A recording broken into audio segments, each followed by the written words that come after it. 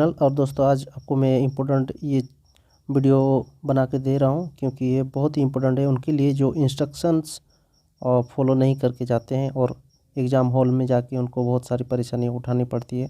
तो इंस्ट्रक्शन पढ़ने के लिए किसी का टाइम नहीं होता है या केयरलेसली वो नहीं करते हैं, लेकिन चिंता न करें, मैं आपके लिए ये वीडियो जो बनाया हूँ ये स्पेशली आपके लिए है।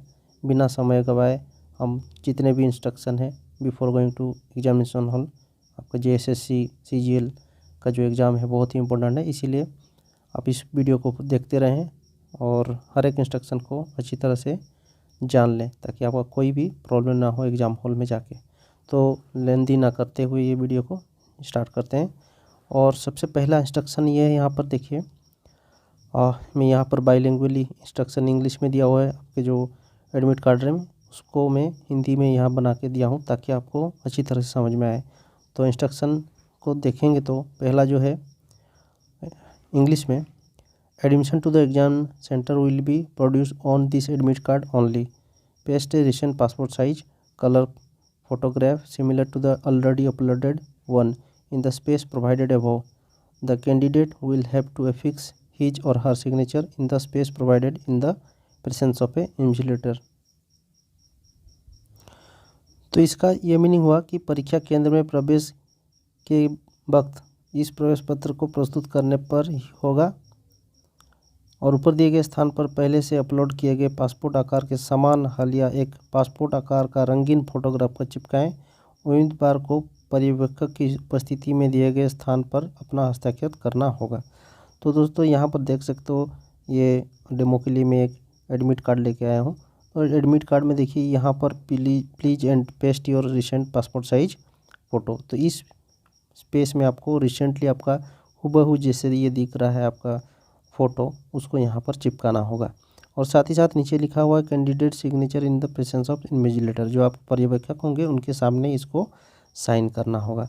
तो ये हो गया आपका कन्फ्यूजन नंबर 1, ये हो गया आपका कंप्लीट। अभी इंस्ट्रक्शन नंबर 2 देखते हैं। उम्मीदवार को लिखित परीक्षा में उपस्थित होने से पहले यह सुनिश्चित करना होगा कि वो अधिसूचना में उल्लेखित पात्रता मानदंड और अन्य मानदंडों को पूरा करता है कि नहीं।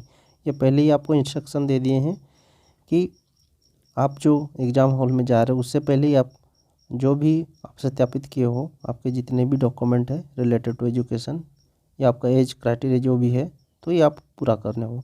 अगर नहीं होता है तो बाद में वो आपको रिजेक्ट कर सकते हैं।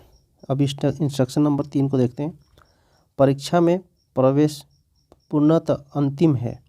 केवल ये तथ्य कि आपको प्रवेश पत्र जारी कर दिया गया है इसका मतलब ये नहीं कि आपको उम्मीदवारी JSSC द्वारा स्वीकार कर ली गई है। मतलब क्या कि ये जो एडमिट कार्ड है, ये एडमिट कार्ड आपको बस हॉल में प्रवेश करने के लिए ही दिया जा रहा है। ये नहीं कि आपको JSSC में आपको कोई सिलेक्ट कर लिया और आप उसके लिए मतलब मान्यता प्राप्त हो गए। यह सिर्फ आपके एग्ज़ाम के लिए ही ये जो एडमिट कार्ड है दिया जा रहा है।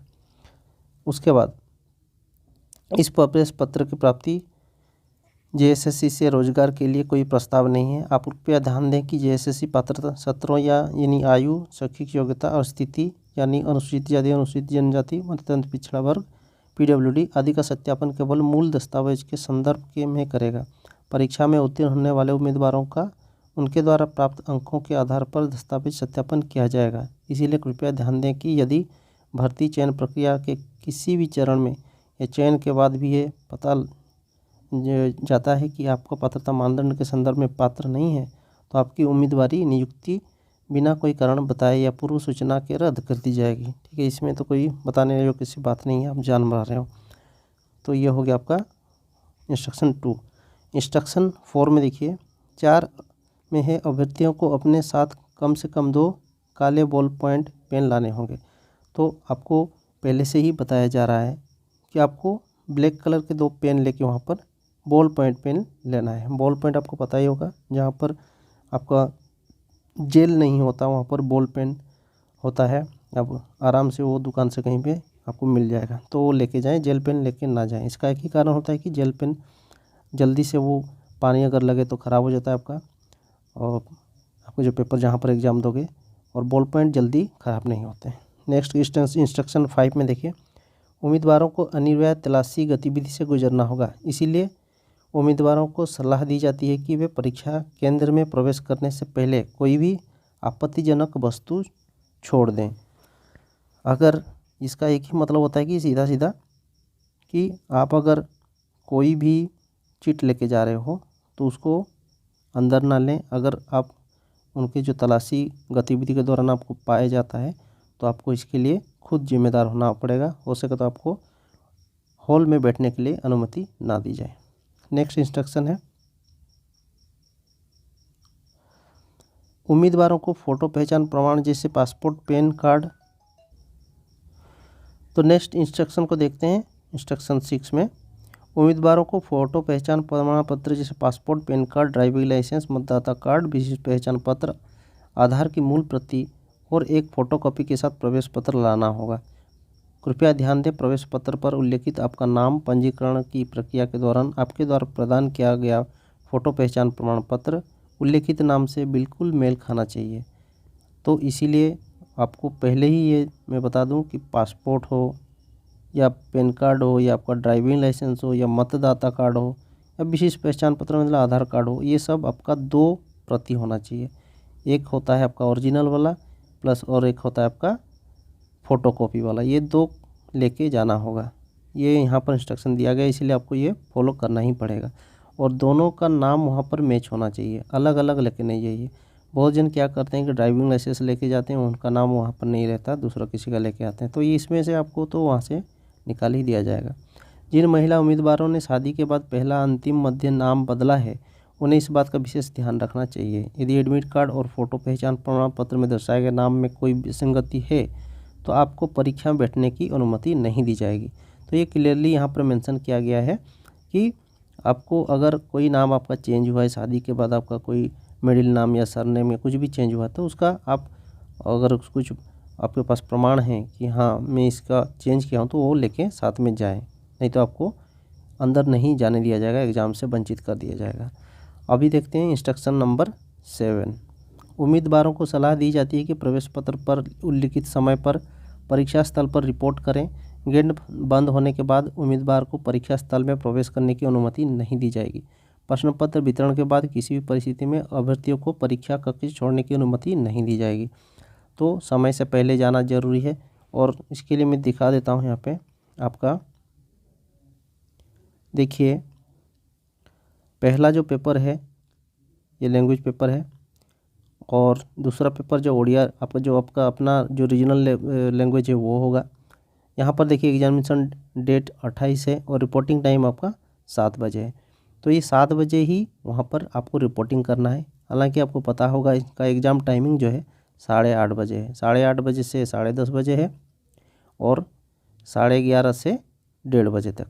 तो 8:30 बजे एग्ज़ाम स्टार्ट हो रहा है, लेकिन इससे लगभग 1 घंटा 1.5 घंटा पहले यानी 7 बजे आपको रिपोर्टिंग करना है और गेट बंद हो जाएगा 8:15 में। तो इसीलिए आपको अच्छी तरह से याद कर लीजिए कि आपको जल्दी पहुंचना 1 घंटा पहले। ये नहीं कि आपको लेट में पहुंच रहे तो आप अंदर घुसने नहीं दिया जा रहा, ठीक है। नेक्स्ट देखते हैं इंस्ट्रक्शन नंबर 8। कृपया ध्यान दें कि यदि आप परीक्षा में शामिल होने के दौरान कोई अनुचित साधना या कदाचार अपनाते हैं, साधन या अनुचित कदाचार या कोई कदाचार करते हैं तो आपकी उम्मीदवारी सरसरी तौर पर रद्द की जाएगी।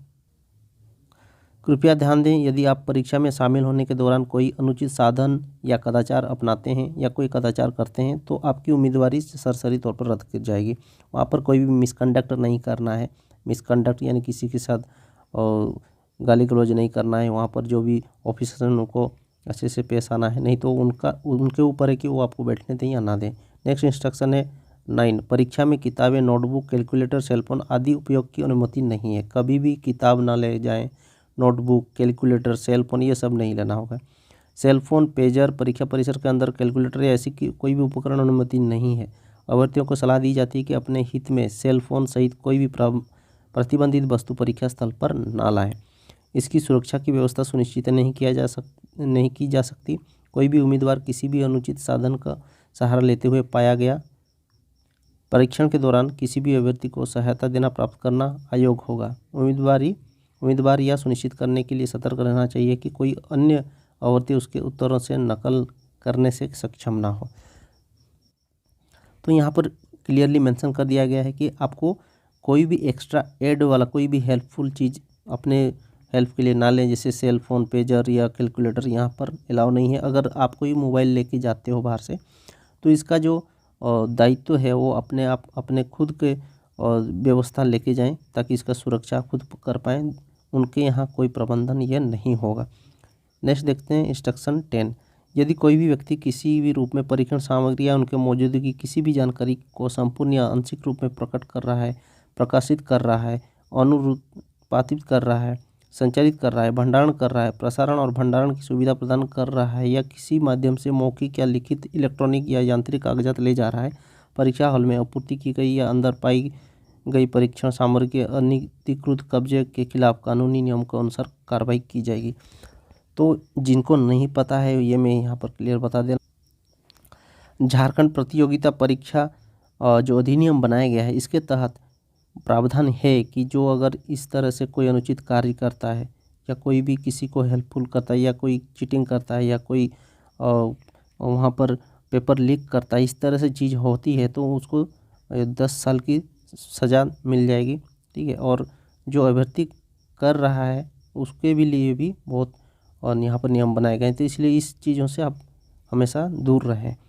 उसके बाद इंस्ट्रक्शन 11 में देखिए, किसी भी परिस्थिति में परीक्षा केंद्र, परीक्षा की तारीख में बदलाव के अनुरोध पर विचार नहीं किया जाएगा।